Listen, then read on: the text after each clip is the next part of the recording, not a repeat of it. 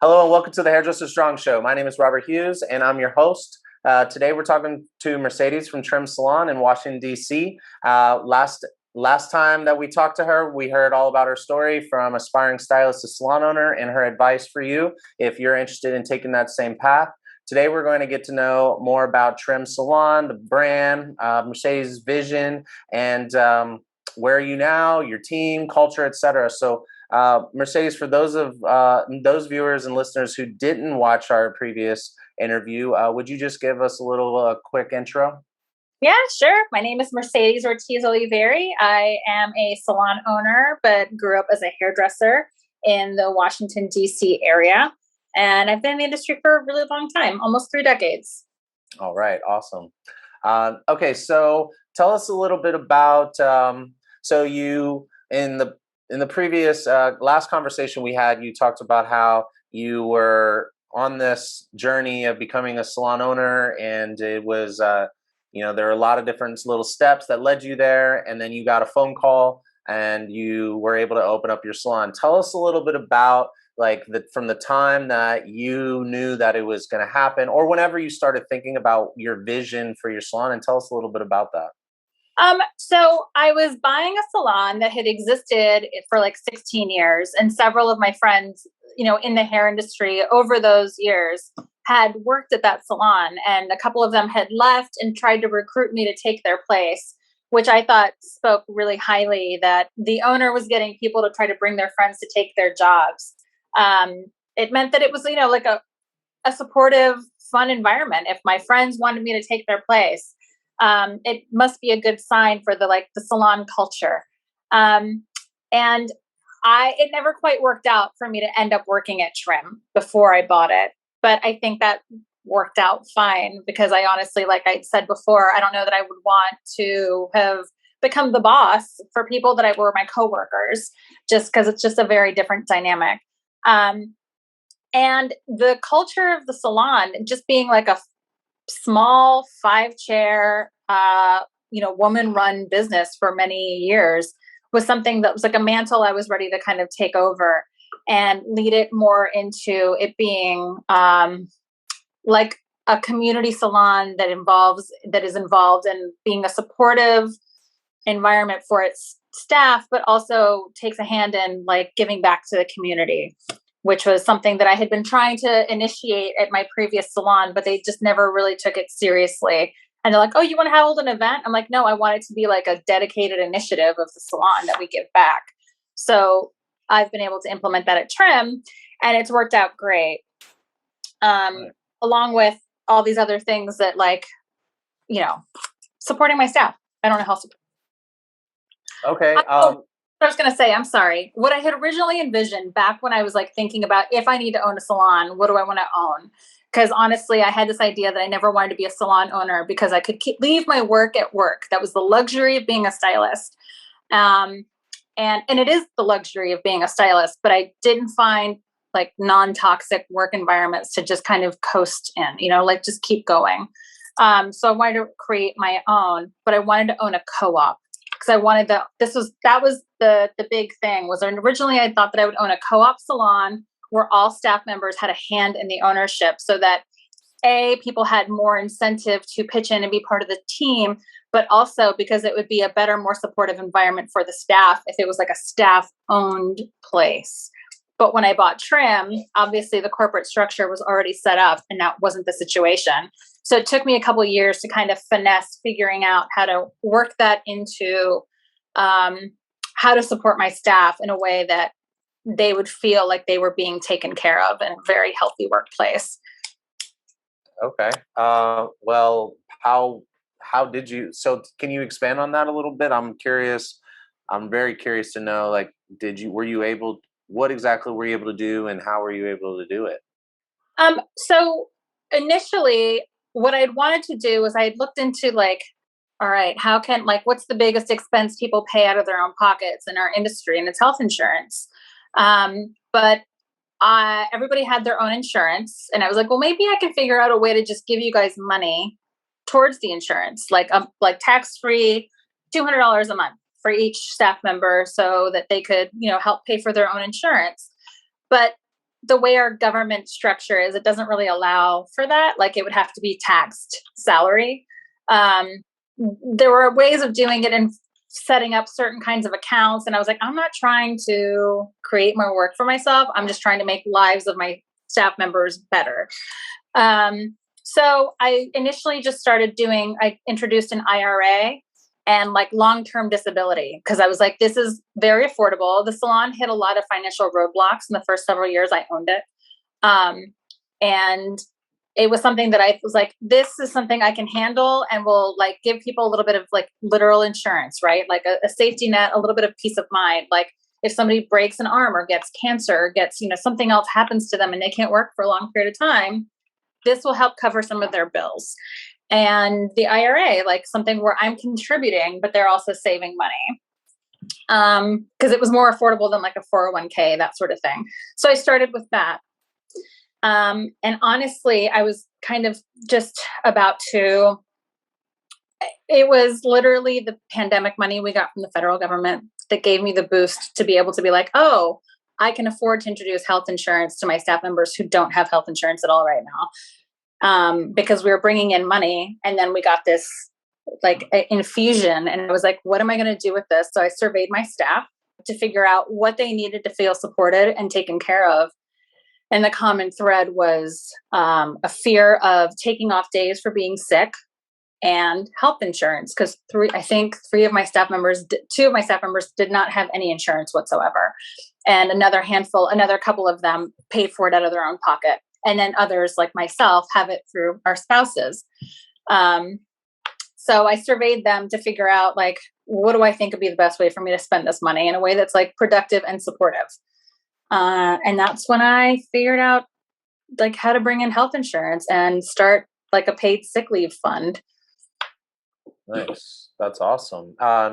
So what was I gonna say? So do you are you paying is your staff paid like a salary or commission or how is that set up? They're a commission salon. Yeah. Okay. Okay.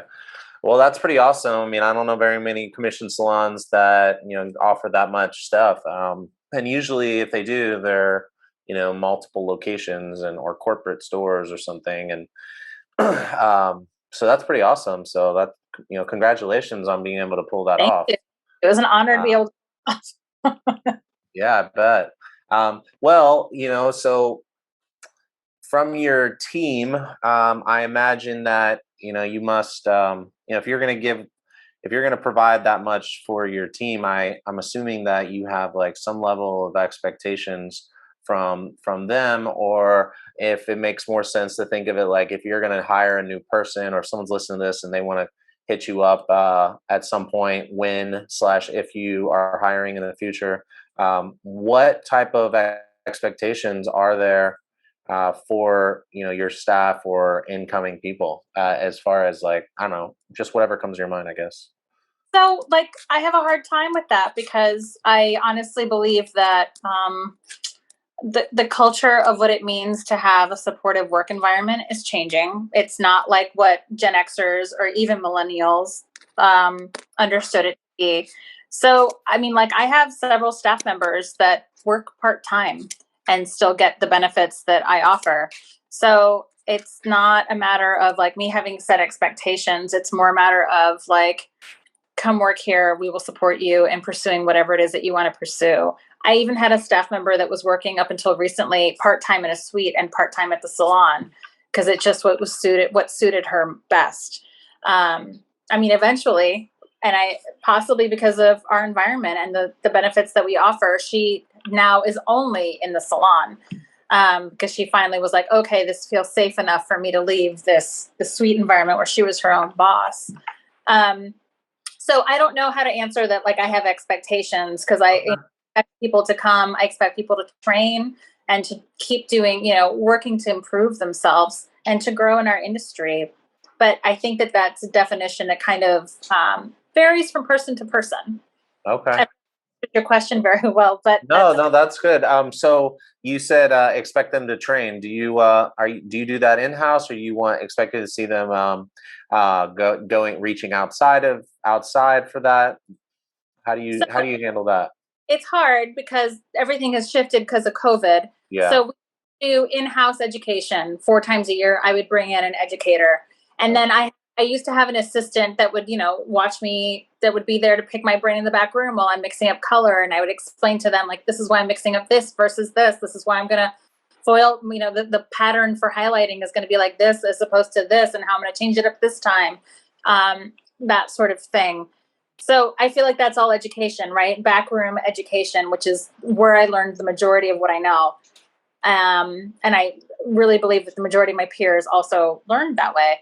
So we would bring in education, quarterly, but also there are events that we would travel to, like a Left Brain Group has a great hair show that they used to do pre-COVID called Bayou St. Blonde, which is like a great intimate experience that is like, it felt like I finally found my people, and I could really learn in a way that I felt was comfortable without like big brands doing big flashy shows and like the heavy drum and bass music and the light show, like just like a cool, relaxed experience where, like, while egos are present, they're mostly in check, like Yeah. it's Yeah. Okay. like a humble hair experience.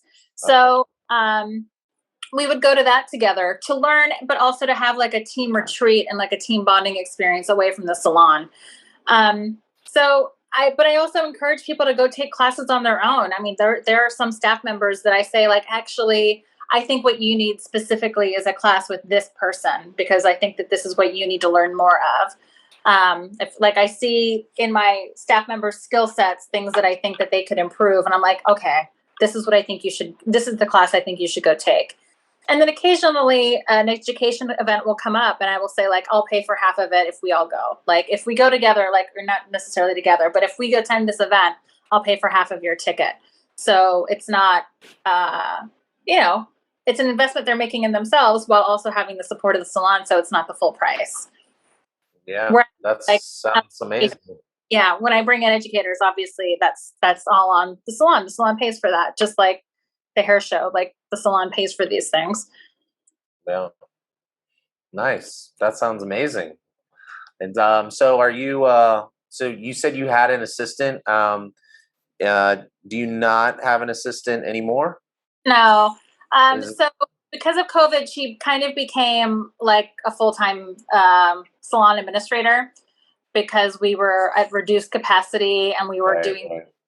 shampoos, and our space is very, very, very small. So having one extra person in there really, really kind of cramps a lot of things, and really, like, a lot of our restrictions were self-imposed because we have a few people, including myself, that are immunocompromised. So we kind of went with very strict measures, which is why we still are not at full capacity.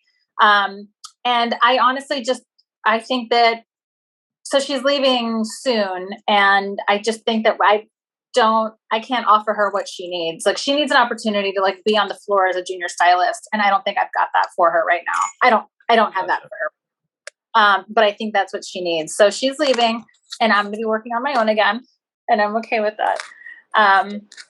I don't mind working without an assistant. I prefer to have somebody there because I like friends, I like buddies, I like somebody, somebody that I can be like, "Ooh, can you go mix up a bowl of 40 volume for me?" Like, while I'm in the Yeah. middle of it. But it's Trim is not a hardcore like assistant salon. I think Trim has had assistants and has not had assistants. And when I bought Trim, it was the first time I had not worked with an assistant in like 15 years. So it was kind of like a shock to my system that I was all of a sudden doing all these shampoos again and all these sorts of things. But it's just not really the culture and the vibe of the salon. It's a lot of like independent, no double booking. It's been like that for a long time, where people don't double book. Which is really what I think an assistant is really helpful for when you need to kind of like things out. It's just a slower pace. Yeah, totally. I totally get that. Are you all like currently at this time?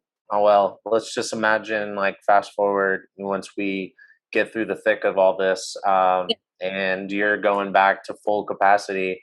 Are you you think you'll be hiring at that point, or I have don't know, open availability? possible. I mean, I feel like Part of running the salon that I run and the way that I try to run it, I try to kind of keep things flexible. And I think that it might come a time where people want to scale back their schedules because they're bringing in enough money. I mean, people can work 3 days a week and still make full-time money. So Yeah, awesome. with more people cutting back hours and us being open one more day a week than we used to be, it's very possible that I will need another stylist in the next year or two. And I can't say that people aren't going to leave. Right. Sometimes you don't want people to leave, but you think it's just like the natural next step for them to do something different. So that may very well happen. So there's no predicting the future, but I'm always open to like supporting stylists, even if they don't work for me. Okay. And just so we can, are anybody's who's like, man, Mercedes sounds awesome, I want to go work there. What would you say is like a couple of tips or advice, or maybe some things that if you could, I don't know, explain who the type of person or the work ethic, or I don't know, if someone came to you, like what do you be looking for, and what advice do you have to people? I mean, what I'm always looking for is a team player, is somebody who knows like when it's time to do the load of laundry. Do you know what I mean? Because the front desk can't get to it because it's a small environment. There's not a big, like a department that does this, a department that does that. We're a really tight knit team. And sometimes the day is slow and we can just like hang out a little bit. But then sometimes the pace picks up and it gets a little more intense. So I need somebody who would be like flexible and adjustable, somebody who can like shift gears quickly, but also somebody who's a teammate, a team member, like a good team player.